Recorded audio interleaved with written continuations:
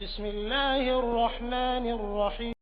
اولاً تھوڑا سا میں یہ 12ویں شریف کے بارے میں عرض کر دوں کہ جیسے ہی میلاد مصطفیٰ صلی اللہ علیہ وسلم کا مہینہ آتا ہے اور مسلمان اس مہینے میں خوشی منا کے اللہ تبارک و تعالیٰ کی بارگاہ میں درجات کی بلندی کا سامان کرنے کا ارادہ کرتے ہیں تو شیطان کو بہت تکلیف ہوتی ہے، اور شیطان نہیں چاہتا کہ مسلمان اپنے نبی سے اظہار محبت کے ذریعے اللہ تعالیٰ کا مزید قرب حاصل کریں، تو سینکڑوں قسم کے وسوسے ہمارے ذہن میں ڈالنے کی کوشش کرتا ہے۔ بھئی خوشی کیوں مناتے ہیں، جھنڈے کیوں لگاتے ہیں، لائٹنگ کیوں کرتے ہیں، جلوس کیوں نکالا جاتا ہے، یہ کہاں سے ثابت ہے؟ کیا نبی کریم صلی اللہ علیہ وسلم نے ایسا کیا؟ کیا اس کا حکم دیا تھا؟ کیا خود صحابہ کرام نے ایسا کیا؟ کبھی کہتے ہیں صحابہ کرام ہم سے بڑھ کے عاشق رسول تھے، بتاؤ اگر کرنا ہوتا تو وہ کرتے، ہم کیوں کریں؟ تو اس طرح جب وہ پیدر پہ کویسچنز آتے ہیں، اور بات وہی ہے جو میں نے پہلے آپ کی خدمت میں عرض کی کہ ہمارے پاس ذہن میں دفاعی مواد تو موجود ہی نہیں ہوتا، وہ دلائل موجود نہیں ہوتے جس کی وجہ سے ہم سامنے والے کو قائل کر سکیں۔ تو بچے اولاً آتے ہیں گھر والوں کے پاس، جب وہاں سے کچھ نہیں ملتا تو وہ جاتے ہیں کسی مسجد وغیرہ میں، بعض اوقات وہاں پہ بھی لفٹ نہیں کرائی جاتی۔ تو پھر آج کل علم حاصل کرنے کا سب سے پاورفل ذریعہ ہے سوشل میڈیا، پھر جا کے بیٹھ جاتے ہیں سوشل میڈیا پہ، اور وہاں پہ ہر طرح کا جاہل ترین آدمی بیٹھا ہوا ہے جس کو دین کی الف بے بھی نہیں آتی، اور معذرت کے ساتھ میں لفظ کہوں گا اس کو استنجا کرنا آتا نہیں ہے، اور وہ وہاں بیٹھا ہوا قرآن حدیث کے دلائل دے رہا ہے، اور پھر وہ الٹے سیدھے دلائل پڑھنے کے بعد تو اور انسان کا ذہن گڑبڑ ہو جاتا ہے۔ تو کچھ باتیں بس میں اس کے بارے میں عرض کر کے پھر اپنے بیان کی طرف آؤں گا۔ دیکھیں، میلاد مصطفیٰ صلی اللہ علیہ وسلم کی لغوی بحث کو چھوڑ کر ہم اس لفظ کو بولتے ہیں چند افعال و اعمال کے مجموعے پر کہ یہ میلاد مصطفیٰ منا رہے ہیں۔ مثلا اس میں کھانا کھلانا، سرکار کے فضائل بیان کرنا، نعت خوانی کی محافل ہیں، جھنڈے لگانا، لائٹنگ کرنا، جلوس نکالنا، ان تمام چیزوں کے مجموعے کا نام رکھ دیا جاتا ہے میلاد مصطفیٰ، کہ یہ میلاد مصطفیٰ منا رہے ہیں۔ اور اگر دیکھا جائے تو اصل میں سرکار کی ولادت پاک کی خوشی ہم منا رہے ہوتے ہیں، اس کے لیے طریقہ اختیار کرتے ہیں، تو ان تمام کو کہہ دیتے ہیں جی میلاد کی محفل ہو رہی ہے، میلاد مصطفیٰ منا رہے ہیں۔ تو پہلی بات تو یہ کہ خوشی منانا اور خوشی کا اظہار کرنا، یہ دونوں چیزیں قرآن کے حکم سے ثابت ہیں۔ اللہ تعالیٰ فرماتا ہے قُلْ بِفَضْلِ اللَّهِ وَبِرَحْمَتِهِ فَبِذَلِكَ فَلْيَفْرَحُوا، اے حبیب کریم صلی اللہ علیہ وسلم آپ ان لوگوں سے فرما دیجئے کہ اللہ کے فضل اور اس کی رحمت پر چاہیے کہ خوشی کا اظہار کریں۔ کہنے والا کون ہے؟ اللہ تبارک و تعالی۔ اور اگر میں آپ سے پوچھوں کہ اللہ کا سب سے بڑا ہم پر کیا گیا فضل کیا ہے اور اس کی نازل کردہ رحمت کیا ہے، تو ہر مسلمان بے اختیار کہے گا کہ ہمارے نبی کریم صلی اللہ علیہ وسلم سب سے بڑا اللہ کا فضل، سب سے بڑی اللہ کی رحمت کہ ہمارے سرکار کے قدموں سے ہمیں قرآن ملا ہے، ایمان ملا ہے، حتیٰ کہ اللہ تبارک و تعالیٰ نے اپنی معرفت بھی اس وقت تک چھپا کر رکھی جب تک اپنے حبیب کو ظاہر کرنے کا ارادہ نہ فرمایا۔ حبیب کو ظاہر کیا اور پھر اپنی معرفت ہم تک پہنچائی، تو ہم نے تو اپنے نبی کے ذریعے سب کچھ پایا، تو آپ سے بڑھ کر فضل اور رحمت اور کیا ہوگا؟ اور خود اللہ تعالیٰ فرما رہا ہے کہ مسلمانوں کو چاہیے، اے حبیب ان سے فرمائیے۔ یقینی سی بات ہے کہ کافر کو تو مکلف نہیں بنایا جا رہا نا، مخاطب مسلمان ہی ہوں گے، کہ مسلمانوں سے کہیے کہ اللہ کے فضل اور اس کی رحمت پر چاہیے کہ خوشی کا اظہار کریں۔ اور دوسری آیت میں فرمایا وَأَمَّا بِنِعْمَةِ رَبِّكَ فَحَدِّثْ، اور اپنے رب کی نعمت کا خوب چرچا کرو۔ حدث تحدیث سے نکلا ہے، تحدیث کا مطلب ہوتا ہے اللہ تعالیٰ کی کسی عطا کردہ نعمت کو کسی کے سامنے ظاہر کرنا، چاہے وہ قول سے ہو، جیسے ہم کہتے ہیں جی اللہ کا بڑا فضل ہے بونڈ لگ گیا، اللہ کا بڑا فضل ہے مکان بنا لیا، اللہ کا بڑا فضل ہے میرے بیٹے کی شادی ہو گئی، یہ ہم نعمت کا اعتراف اور اظہار کر رہے ہوتے ہیں۔ اور اسی طریقے سے مختلف اعمال و افعال سے بھی بعض اوقات تحدیث نعمت ہوتی ہے۔ ایک دفعہ ایک صحابی نبی کریم صلی اللہ علیہ وسلم کی خدمت میں آئے جو پھٹے پرانے سے تھوڑے کپڑے پہنے ہوئے تھے، مفلوق الحال سے تھے، تو سرکار نے فرمایا کہ کیا تمہارے پاس کوئی مال نہیں ہے؟ عرض کیا رسول اللہ صلی اللہ علیہ وسلم الحمدللہ ہر طرح کا مال ہے، مویشی ہیں، دراہم ہیں، دنانیر ہیں، باغات ہیں۔ تو سرکار نے شاید فرمایا پھر اللہ کی نعمت کا اثر آپ پر ظاہر ہونا چاہیے، اپنے آپ کو ایسا نہ رکھو بلکہ ایسے لباس پہنو، ایسی عادات و اطوار رکھو، ایسا طور طریقہ رکھو کہ لوگ جان جائیں کہ اللہ تعالیٰ نے آپ کو نعمتوں سے نوازا ہے۔ تو بتائیے کہ جب میلاد مصطفیٰ صلی اللہ علیہ وسلم آئے تو کیا ہمیں اپنے نبی کی اس طرح خوشی کا اظہار نہیں کرنا چاہیے تاکہ یہ ظاہر ہو ہو کہ اللہ تعالیٰ نے ہمیں اپنے نبی کی سب سے بڑی نعمت سے نوازا ہے. جب عام دولت کے لیے سرکار نے فرمایا تمہیں اللہ نے دولت دی ہے، اس کا اثر تم پہ ظاہر ہونا چاہیے، اس نعمت کا اثر ظاہر ہونا چاہیے، تو بتائیے کہ جب میرے سرکار تشریف لائے اس نعمت کا اظہار کیوں نہیں چاہیے؟ تو یہ دونوں چیزیں قرآن سے ثابت ہیں. تو خوشی منانا اور نعمت کا اظہار کرنا، جب اللہ تعالیٰ نے اس کا حکم دے دیا، اجازت دے دی، تو پھر ہر وہ طریقہ اختیار کرنا جائز ہوگا جس کو قرآن اور حدیث نے منع نہیں کیا ہے. یہ اچھی طرح اصول یاد رکھیے، کسی چیز کے جائز قرار دینے کے لیے دلیل نہیں چاہیے ہوتی، کسی چیز کو ناجائز قرار دینے کے لیے دلیل درکار ہے. مثال کے طور پر میں آپ سب سے پوچھتا ہوں، جو آپ نے ٹوپیاں پہن رکھی ہیں جائز ہے کہ ناجائز؟ بتائیں، بولیں، لائیں، ثابت کریں قرآن و حدیث. حضرت ثابت کریں کہ ایسی ہری پٹی نیچے اور اوپر سفید ہو، قرآن حدیث سے ثابت کریں. کر سکتے ہیں آپ؟ تو آپ کہیں گے بھی قرآن و حدیث سے اگر میں ثابت نہیں کر سکتا تم یہ بتاؤ کہ یہ جائز ہے ناجائز. اگر کہتے ہو ناجائز تم ثابت کر دو، میں نہیں پہنوں گا. اس طرح آپ نے چشمے پہنے ہوئے ہیں، آپ اس وقت رات کے تقریباً 9:30 بجے یہاں بیٹھ کر بیان سن رہے ہیں، لائٹنگ ہوئی ہے، یہ پکی چھت کے نیچے آپ بیٹھے ہوئے ہیں، میں مائک پہ بیان کر رہا ہوں، آپ اس کو سن رہے ہیں اسپیکر کے ذریعے، تو کیا یہ سب قرآن و حدیث سے ثابت ہے؟ یقینی سی بات ہے کہ نہیں. لیکن کیا یہ منع ہے؟ جب منع نہیں ہے تو پھر جائز ہے. یہ پہلا اصول یاد رکھیے گا. تو اگر کوئی آپ سے کہتا ہے کہ میلاد مصطفیٰ جائز ہے، آپ کہیں بالکل جائز ہے. وہ کہے قرآن و حدیث سے ثابت کرو، آپ کہیں کہ چلو میں بعد میں بولتا ہوں، پہلے تم یہ بتاؤ کہ ناجائز ہے کہ یس، تو تم ثابت کرو. کوئی ایک آیت لا کر ایسی بتائیں، کوئی حدیث جس میں اللہ یا رسول نے فرمایا ہو کہ میلاد مصطفیٰ نہ مناؤ. اور جب اللہ تعالیٰ اس کے رسول منع نہ کر رہے ہوں تو پھر آپ اور میں کون ہوتے ہیں منع کرنے والے؟ بعض کہتے ہیں کہ جی سرکار نے ایسا نہیں کیا، صحابہ کرام نے نہیں کیا، نہ اس کا حکم دیا. یاد رکھیں یہ بھی کوئی قاعدہ ضابطہ نہیں ہے کہ اللہ کے نبی حکم دیں تو ہم کریں، حکم نہ ہو تو نہیں کر سکتے. صحابہ کرام کریں تو ہم کر سکتے ہیں، صحابہ کرام حکم دیں تو ہم کر سکتے ہیں، ورنہ نہیں کر سکتے. یہ کوئی ضابطہ قاعدہ نہیں ہے. اصل چیز وہی ہے جو میں نے آپ کو بتائی کہ اگر اللہ تعالیٰ اس کے رسول نے منع کیا ہے تو منع ہوگا، اور اگر منع نہیں کیا تو بالکل جائز ہوگا. اب میں اس کی آپ کو تھوڑی سی مثالیں بتاتا ہوں. دیکھیں آپ کی مسجدوں پہ گنبد اور مینار بنتے نہیں بنتے؟ آپ پوچھیں، کویسچن کریں، ہر مکتب فکر کی عبادت گاہ کے اوپر گنبد اور مینار ہے. کیا اللہ کے نبی نے اس کا حکم دیا تھا؟ صحابہ کرام نے حکم دیا؟ یا اللہ کے نبی نے بنائے یا صحابہ نے بنائے؟ نہیں، یہ بہت بعد کی ایجادات اور ہر مسجد کے اوپر ہیں. یہ کیسے بدعت اور ناجائز کیوں نہیں ہو جاتے؟ قرآن پاک پہ زبر زیر پیش سرکار کے دور میں نہیں تھا، نہ صحابہ کے دور میں، بہت بعد میں لگے ہیں. 6 کلمے سرکار کے دور میں باقاعدہ اس طرح مرتب شدہ نہیں تھے، یہ بعد میں ہے. ایمان مفصل، ایمان مجمل پہلے نہیں تھی، یہ بعد میں ہے. اور اگر سرکار کے ہی دور کو لے لیں، سرکار نے قرآن کو مجتمع نہیں کیا تھا، صدیق اکبر کے دور میں ہوا ہے. سرکار کے دور میں، صدیق اکبر کے دور میں تراویح 20 رکعت ایک امام کے پیچھے نہیں ہوتی تھی.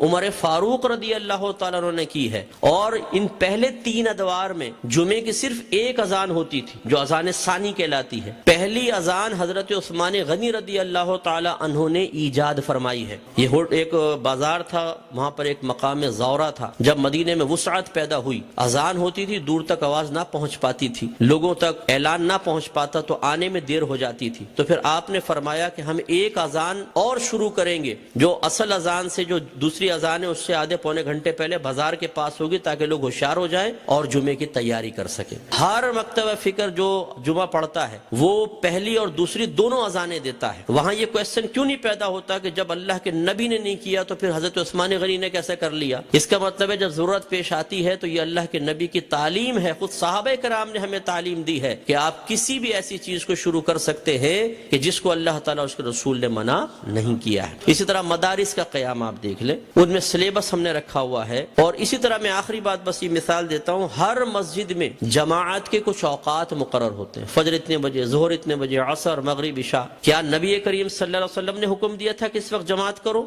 صحابہ کرام نے نہیں، ہم نے اپنی سہولت کے اعتبار سے کیا ہے. اور یہ ایک اعتراض کا بہت بڑا جواب بھی بن سکتا ہے. لوگ کہتے ہیں کہ آپ یہ 12ویں کا انتخاب کیوں کرتے ہیں؟ یہ بتائیں. اپنے پاس سے دن خاص کر لینا صحیح نہیں ہے، اپنے پاس سے دن خاص کر لینا صحیح نہیں ہے. تو یہاں میں آپ کو سمجھا دوں کہ کسی ایک چیز کو دوسری چیز کے ساتھ خاص کرنا 2 طرح کا ہوتا ہے. اللہ تعالیٰ اس کے رسول نے خاص کیا تو اسے کہتے ہیں تخصیص شرعی، یعنی خاص کرنا شریعت کی طرف سے. اور اگر اللہ تعالیٰ اس کے رسول نے نہیں کیا، آپ اور میں کر لیں. جیسے ہم بچے کی سالگرہ کے لیے ڈیٹ کرتے ہیں، فکس کرتے ہیں، اس طرح بچی کی شادی کے لیے ڈیٹ ہم آپس میں مشورہ کر کے فکس کرتے ہیں. کوئی تقریب کرنی ہوتی ہے اس کے لیے، اسی طرح دارالعلوموں کے اندر سال شروع کرنا آخر کے لیے، اسی طریقے سے مسجد مسجدوں میں جماعت کے اوقات، یہ جو ہم اپنے پاس سے ایک چیز کو دوسری کے ساتھ خاص کرتے ہیں، اس کو کہتے ہیں تخصیص عرفی۔ تو تخصیص عرفی کو تخصیص شرعی بنانا غلط ہے، کہ مثال کے طور پہ اگر ہم 12ویں کو 12ویں تاریخ میں کر رہے ہیں تو ہم کہیں کہ اسی تاریخ میں ہوگی، اس کے علاوہ نہیں ہوگی،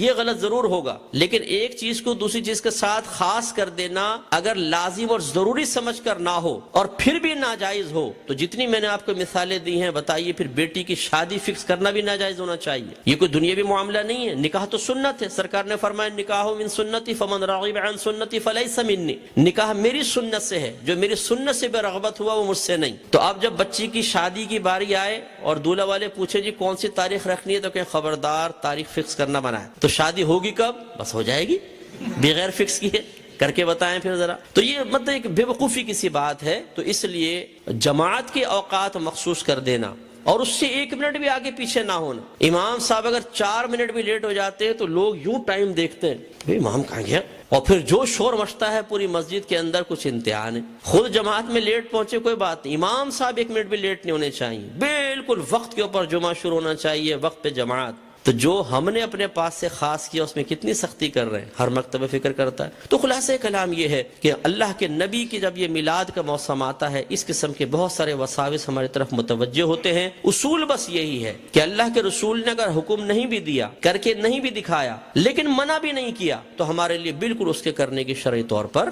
اجازت ہے۔ اگر حکم کا انتظار کریں تو پھر ہر چیز کے اندر غلام کو حکم کا انتظار کرنا چاہیے، اور جب آپ حکم ڈھونڈنے کی کوشش کریں گے تو کاروبار زندگی رک جائیں گے۔ ہزارہ چیزیں ایسی ہیں جن میں سرکار کے احکام موجود نہیں ہیں۔ تو بس اصول شرعی ہوتا ہے کہ جہاں سرکار کا حکم موجود نہ ہو، خاموشی اختیار فرمائی ہو، منع نہ کیا ہو، یہ اس کے جائز ہونے کی دلیل ہوتا ہے۔ تو میلاد مصطفیٰ منائیے، الحمدللہ جنہوں نے یہ کیا ہے انہوں نے فیض پایا ہے۔ ابو لہب جیسا شخص آپ جانتے ہیں کافر تھا، سرکار کا چچا تھا، کافر شخص تھا اور بدترین کافر، دشمن اسلام، لیکن جب اس کی لونڈی ثویبہ نے آ کے خوشخبری دی کہ مبارک ابو لہب تیرے ہاں بھتیجا پیدا ہوا ہے، اس نے ہمارے نبی کی خوشی میں آزاد نہیں کیا تھا، اپنے بھتیجے کی خوشی میں کیا تھا، لیکن وہ بھتیجا تھا تو اللہ کا نبی۔ تو اللہ تبارک و تعالی نے اس کو اس برکت سے نوازا کہ جب اس کا انتقال ہوا اور یہ جہنم میں گیا ہے، اس کے خاندان والوں میں سے کسی نے اس کو خواب میں دیکھا تو پوچھا کہ ما فعل اللہ بکا، اللہ تبارک و تعالی نے تیرے ساتھ کیا معاملہ کیا؟ تو اس نے جواب دیا کہ بہت سخت عذاب میں ہوں، لیکن جب میں اس انگلی کو اپنے منہ میں لیتا ہوں کہ جس سے میں نے اپنی لونڈی کو آزاد کیا تھا، تو اللہ تبارک و تعالی اس سے پانی جاری فرما دیتا ہے۔ تو شیخ عبدالحق محدث دہلوی رحمۃ اللہ علیہ فرماتے ہیں لوگوں غور کرو، ایک دشمن تو ہمارے نبی کی خوشی منا کر جہنم میں راحت پائے، تو پھر ہم اگر اپنے حبیب کا میلاد منائیں، ان کی خوشی منائیں تو کتنی راحت پائیں گے۔ اور جب میرے سرکار صلی اللہ علیہ وسلم پیدا ہوئے تو خوشی تو اللہ نے بھی اس کا اظہار فرمایا، خوشی کا اظہار فرمایا، انعامات دیے، مبارکبادیں ہوئی۔ آپ تاریخ اٹھا کے پڑھیں، جب میرے آقا صلی اللہ علیہ وسلم کی ولادت ہوئی، ہر پرندے اور ہر جانور نے ایک دوسرے کو مبارکباد دی ہے کہ ہمارے نبی پیدا ہو گئے۔ فرشتے ایک دوسرے کو مبارکباد دے رہے تھے، حدیثوں کے اندر موجود ہے، فرشتے مبارکباد دے رہے تھے۔ اور اس زمانے میں جتنی حاملہ عورتیں تھیں اللہ تبارک و تعالی نے سب کو بیٹوں سے نوازا، اور وہ قحط سالی کا دور تھا، لیکن جب میرے آقا صلی اللہ علیہ وسلم پیدا ہوئے تو عرب کہتے ہیں کہ اتنی فصلیں ہوئیں، اتنا چارہ ہوا، اور ہمارے اونٹ چارہ کھا کھا کے اتنے موٹے ہو گئے کہ ہمیں خوف ہوا کہ شاید یہ چربی کی شدت سے پٹ پڑیں گے، اتنا اللہ نے نعمتوں سے نوازا ہے۔ تو خلاصہ کلام یہ ہے کہ میرے آقا صلی اللہ علیہ وسلم کی میلاد مصطفیٰ منانا یہ بہت بڑی سعادت کی بات ہے۔ وسوسوں سے قطع نظر خوشی کے ساتھ میلاد مصطفیٰ منائیں، انشاءاللہ برکت حاصل ہوگی۔ سورہ یونس کی آیت نمبر 58 کے تحت اللہ کا فضل اور رحمت ملنے پر خوشیاں منانی چاہیے، جبکہ سورہ آل عمران کی آیت 164 اور سورہ الانبیاء کی آیت 107 کے تحت نبی صلی اللہ علیہ وآلہ وسلم کی بعثت اللہ کا احسان عظیم بھی ہے اور رحمت کاملہ بھی ہے۔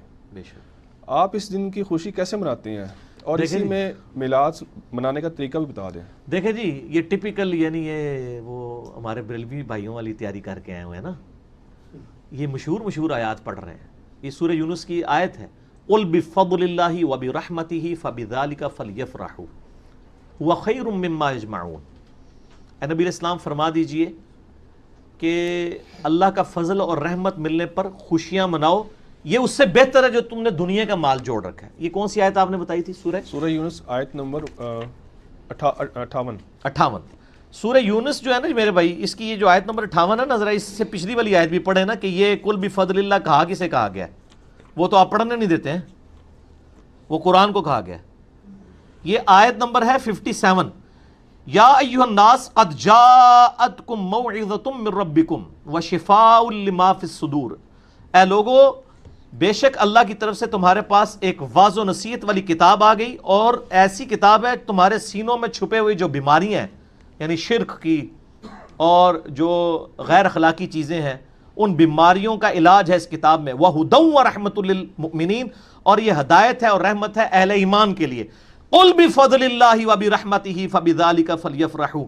اے نبی اسلام ان سے فرمائیے کہ یہ جو اللہ کا فضل ہے یعنی قرآن اور رحمت ہے، اس پہ خوشیاں مناؤ. یہ تو جشن قرآن کے بارے میں ہے، تو وہ تو کوئی نہیں منا رہا. وہ تو کہتے ہیں قرآن ڈائریکٹ نہ پڑھنا، وہابی ہو جاؤ گے، گمراہ ہو جاؤ گے. لیکن دلیل تو اسی سے لیتے ہیں نا. دلیل اس سے لیتے ہیں نا، تو جو اصل چیز ہے پہلے وہ تو لیں نا.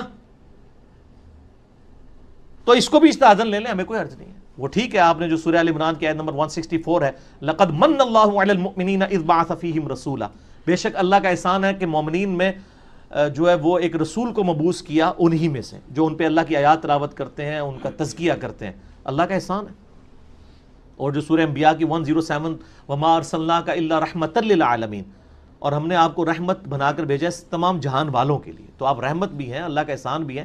یہ اجتہاداً ضرور لیں، لیکن اصل چیز جو قرآن میں ڈائریکٹلی آئی تھی وہ قرآن کے بارے میں تھی. قل بفضل اللہ وبرحمتہ فبذلک فلیفرحوا. اور ہمارے نبی علیہ السلام نے دونوں چیزوں کو ایک جگہ جمع کر دیا. صحیح مسلم میں حدیث ہے انٹرنیشنل نمبر کے مطابق 2750. آپ پیر کا روزہ رکھتے تھے، پوچھا گیا کیوں رکھتے ہیں ہر منڈے کا روزہ؟ فرمایا فیہ ولدت وفیہ انزل علیہ، اس دن میں پیدا ہوا اور اس دن مجھ پر پہلی وحی نازل ہوئی. میں اس کی خوشی میں جشن میلاد بھی مناتا ہوں اور جشن قرآن بھی مناتا ہوں.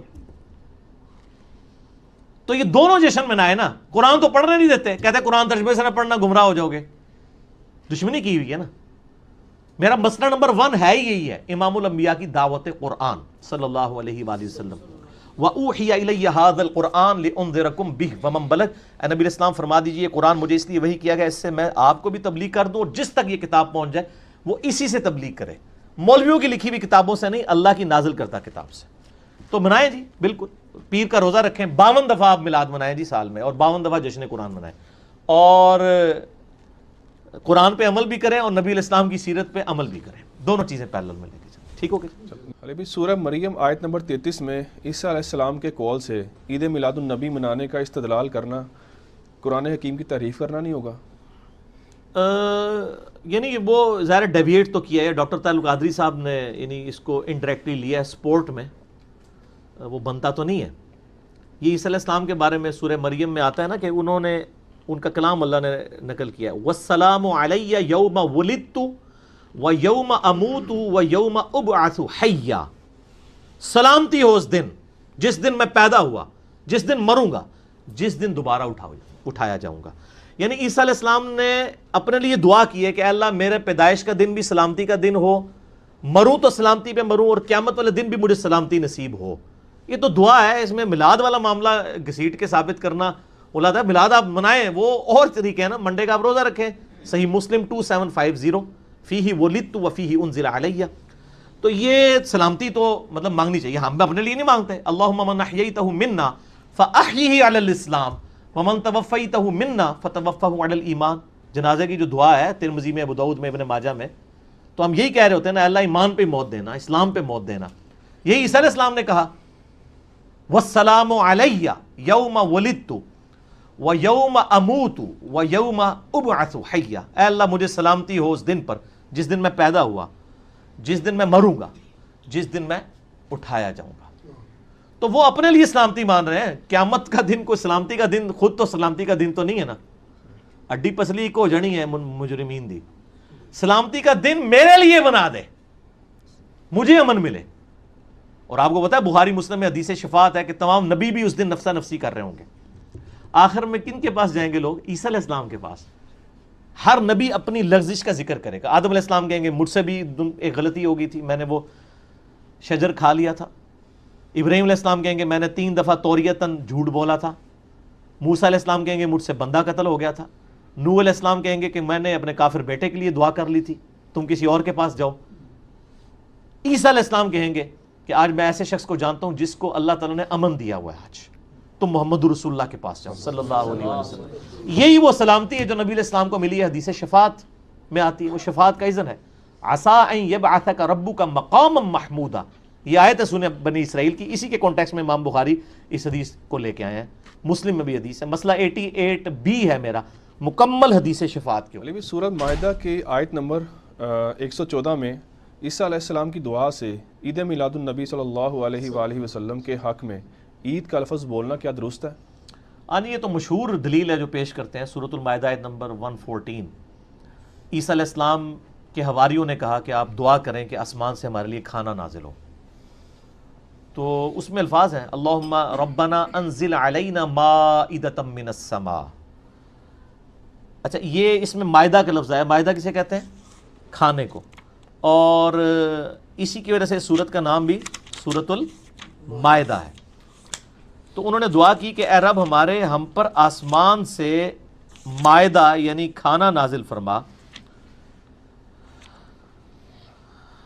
مائدۃ من السماء تکون لنا عیدا لاولنا وآخرنا وآیۃ منک، تاکہ یہ عید کا دن بن جائے ہمارے اگلوں کے لیے بھی اور پچھلوں کے لیے بھی، اور تیری طرف سے ایک معجزہ اور نشانی بھی ہو جائے. اب یہ کوئی ثابت نہیں کہ وہ کھانا نازل ہوا تھا یا نہیں ہوا تھا یا روک دیا گیا تھا، وہ علیحدہ بات ہے. البتہ عید کا لفظ یہاں پہ بولا گیا کہ آسمان سے کھانا نازل ہو، وہ عید کا دن، یعنی عیسیٰ علیہ السلام نے اس کو اس حوالے سے ڈکلیئر کیا. اور اس سے اجتہاداً تو آپ عید میلاد النبی کا لفظ بول سکتے ہیں، لیکن اس طرح کی کوئی آیت یا حدیث نبی علیہ السلام کی پیدائش مبارک کے حوالے سے موجود نہیں ہے. یعنی ایک دلائل کے طور پہ لیا جا سکتا ہے. وہ تو ہم پہلے ہی قائل ہیں، آپ یعنی لغت کے معنوں میں بولیں، کوئی حرج نہیں. علی بھی سورہ ابراہیم کی آیت نمبر 5 کے تحت 12 ربیع الاول کیا ایام اللہ نہیں ہے؟ دیکھیں سورہ ابراہیم کی جو آیت نمبر 5 ہے یہ مشہور ہے، میں اکثر یعنی تلاوت بھی کرتا ہوں. وَذَكِّرْهُمْ بِأَيَّامِ اللَّهِ. موسیٰ علیہ السلام کو کہا گیا آپ اللہ کے بڑے بڑے جو فیصلے کے دن ہیں نا، ان کے ذریعے تبلیغ کریں اپنی امت کو. وہ بڑے بڑے کیا ہیں؟ وہ قرآن میں آئے ہیں. وہ بڑے فیصلے کے دن ہیں جس دن قوم عاد ہلاک ہوئی، جس دن قوم سمود ہلاک ہوئی، اور پھر موسیٰ علیہ السلام کی اپنی قوم کے لیے بھی وہ بڑا دن بن گیا جب فرعون ڈبویا گیا. یعنی جب اللہ کی قدرت کے بڑے بڑے فیصلے ہوئے ان کو کہتے ہیں ایام اللہ. بخاری مسلم میں آتا ہے نا کہ یہودی جو ہیں وہ روزہ رکھتے تھے 10 محرم کا. نبی علیہ السلام نے پوچھا کیوں؟ تو کہا اس دن فرعون ہی ڈبوئے گئے تھے، ایام اللہ میں سے. تو یقیناً یعنی 12 ربیع الاول بھی ایام اللہ میں سے، آپ کی پیدائش ایام اللہ میں سے ایک یوم ہے، بلکہ آپ کی ہجرت کا دن بھی ایام اللہ میں سے ہے. وہ آپ کے ٹیک آف پوزیشن ثابت ہوئی ہے. پچھلے 13 سال کے اندر مکی دور میں صرف 125 بندے مسلمان تھے، اور ہجرت مدینہ کے بعد ودن 13 ایئرز 3 براعظموں میں مسلمانوں کی حکومت پہنچ چکی تھی. ہم تو کہتے ہیں ہجرت کا جو دن تھا وہ بھی پیر کا دن تھا. دلائل النبوہ میں آتا ہے امام بہیقی کی کتاب میں. اور ربیع الاول کا ہی مہینہ تھا، وہ بھی ایام اللہ میں داخل ہے. نبی علیہ السلام کی یعنی جس دن پیدائش ہوئی ہے وہ بھی یعنی ایک ایام اللہ میں سے ہے. جس دن آپ علیہ السلام پہ پہلی وحی نازل ہوئی ہے وہ بھی ایام اللہ میں سے. وہ صحیح مسلم کی مشہور حدیث ہے 2750 انٹرنیشنل نمبر کے مطابق. پوچھا گیا آپ پیر کا روزہ کیوں رکھتے ہیں؟ فرمایا فیہ ولدت وفیہ انزل علیہ. اس دن میں پیدا ہوا اور اس دن مجھ پہ پہلی وحی نازل ہوئی، تو میں اس کے شکرانے کے طور پر ہر پیر کو آپ یعنی جو ہے وہ جشن قرآن اور جشن میلاد منایا کرتے تھے ہر پیر کو. صحیح مسلم 2750 انٹرنیشنل نمبر کے مطابق. وہ دہاں جس کی ہر بات وہی خدا، وہ دہاں جس کی ہر بات وہی خدا، چشمہ علم و حکمت پیدا کو سلام.